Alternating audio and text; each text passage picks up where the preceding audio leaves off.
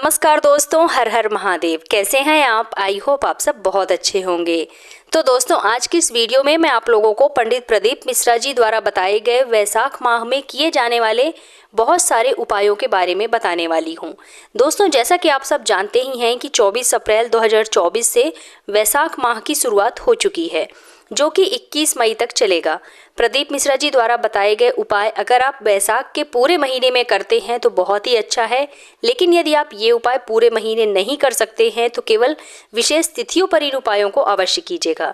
तो चलिए वीडियो शुरू करते हैं और जान लेते हैं उन विशेष उपाय के बारे में। तो पहला उपाय है कि ये उपाय किसी विशेष मनोकामना की पूर्ति का उपाय है। वैशाख के महीने में यदि आप ये उपाय प्रतिदिन करते हैं तो चाहे आपकी जो भी मनोकामना है, चाहे आपकी जो भी इच्छा है, वो पूरी होकर ही रहेगी। और यदि आप ये उपाय नियम पूर्वक पूरे महीने नहीं कर सकते हैं प्रतिदिन, तो जितने भी दिन आप करना चाहें वैशाख के महीने में आप ये उपाय कर सकते हैं। इस उपाय में आपको क्या करना है, देखिए, आपको सबसे पहले वैशाख के महीने में अपने घर में एक मिट्टी का पात्र तो रखना ही रखना है। या तो आप मटका रखें या छोटी सी मटकी रखें या फिर छोटा सा कलश रख लें, लेकिन अपने घर में मिट्टी का एक पात्र ज़रूर रखें। और मिट्टी के पात्र का जल आपको रात भर भर कर रखना है और अगले दिन सुबह तांबे के पात्र में उस जल को डाल लेना है। यदि आपके घर में मटका है तो मटके का जल आप 1 लोटा भर सकते हैं। यदि आपके घर में मटका नहीं है तो आप क्या करें कि मिट्टी का कोई भी एक पात्र ले लें। चाहे तो आप बड़ा सा दिया ले सकते हैं, उसमें जल भर कर रख दीजिए, या फिर आप कुल्हड़ हो तो कुल्हड़ ले सकते हैं, उसमें जल भर कर रात को रख दीजिए और अगले दिन सुबह उस जल को तांबे के लोटे में डाल लीजिए और साथ में उसमें एक बेलपत्री डाल लीजिए। बेलपत्री डाल करके उस बेलपत्री को वापस निकाल लीजिए और उस जल को अपनी मनोकामना बोल करके देवाधिदेव महादेव के ऊपर अर्पित कर दीजिए। पूरे वैशाख के महीने में प्रतिदिन ऐसा ही आपको करना है।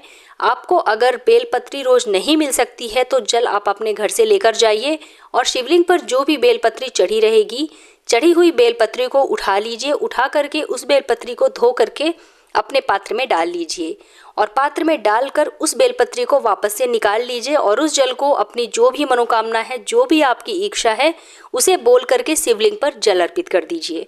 दोस्तों, वैशाख के पावन महीने में जो भी व्यक्ति शिवलिंग पर इस जल को समर्पित करते हैं, भोले बाबा उसकी सभी मनोकामना बहुत ही जल्द पूरी करते हैं। ये विशेष उपाय है वैशाख के माह का। मनोकामना पूर्ति के लिए आप ये उपाय ज़रूर करें। आइए अब हम जानते हैं अपने दूसरे उपाय के बारे में। तो ये उपाय आपको वैशाख के महीने में केवल एक ही दिन करना है। बेलपत्री के पेड़ में जो बेल फल लगता है, उस बेल फल को आपको पूरे महीने में किसी भी दिन महादेव के ऊपर समर्पित करना है। आपको इस उपाय से कौन सा फल प्राप्त होगा, तो गुरुजी ने कहा है कि वैशाख के माह में बेल का पूरा फल ले लेना है। आपको बेल का फल आधा अधूरा नहीं लेना है, पूरा बेल का फल ले लेना है। जो भी व्यक्ति बेल का पूरा फल महादेव पर वैशाख के महीने में किसी भी दिन समर्पित करता है, उसे 1000 अश्वमेध यज्ञ के बराबर फल की प्राप्ति होती है। तो अगर आप अपने जीवन में धन संपदा पाना चाहते हैं तो वैशाख के महीने में केवल एक दिन, किसी भी दिन आप एक बेल फल अवश्य अर्पित करें शिवलिंग पर।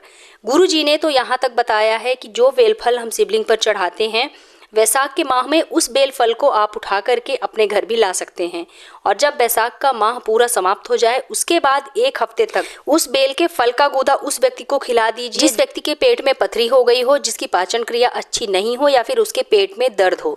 वो व्यक्ति यदि लगातार उस बेल फल को खा लेता है जो हमने वैशाख के महीने में शिवलिंग पर चढ़ाया था, वो बेल का फल, तो उसकी पेट संबंधी जो भी बीमारियां हैं वो सब दूर हो जाती हैं। पथरी की समस्या जड़ से समाप्त हो जाती है। दोस्तों, आइए अब हम आगे बढ़ते हैं और जान लेते हैं अपने तीसरे उपाय के बारे में।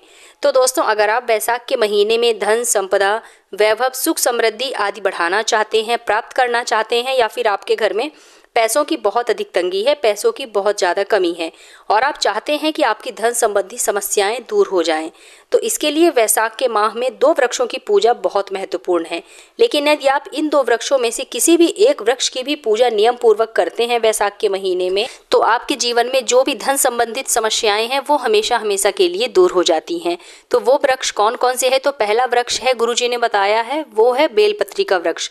बेलपत्री के वृक्ष की पूजा आराधना वैशाख के महीने में करना है आपको और शाम के समय शुद्ध देसी घी का 1 दीपक बेलपत्री के वृक्ष के नीचे प्रज्वलित करना है। या फिर अगर आपके घर में तुलसी का पौधा आपने लगा रखा है तो नियम से प्रतिदिन 1 माह तुलसी के पौधे की पूजा आराधना प्रतिदिन करें। शाम के समय एक दीपक प्रज्वलित करें। अगर आप पूरे वैशाख के महीने इन 2 वृक्षों की पूजा पाठ करते हैं नियम से तो आपके घर में पैसों की तंगी कभी नहीं होगी। आपको आर्थिक संकट कभी परेशान कर ही नहीं सकता है। आइए अब हम जानते हैं अपने चौथे उपाय के बारे में। तो यदि आपका शरीर बहुत ज़्यादा रोगीला है, रोगों से मुक्ति आपको नहीं मिल पा रही है, बहुत सारे उपाय आपने कर करके देख लिए हैं, आपने कई तरह की पूजा आराधना भी करके देख लिए हैं, रोगों से आपका शरीर मुक्त नहीं हो रहा है, तो रोगों से शरीर को मुक्त करने के लिए, शरीर को स्वस्थ करने के लिए तो आप वैशाख के महीने में ये नियम ज़रूर धारण करें। यदि आप प्रतिदिन ये नियम करते हैं तो बहुत अच्छी बात है, और अगर ये नियम आप नहीं कर सकते हैं प्रतिदिन तो प्रत्येक सोमवार या फिर प्रदोष तिथि या फिर शिवरात्रि के दिन आप ये उपाय कर सकते हैं। आपको इसके लिए क्या करना है कि बेल फल का खोल लेना है। खोल क्या होता है तो देखिए, जो बेल का फल होता है उसके अंदर जो गूदा होता है उसका पूरा गूदा निकाल दीजिए।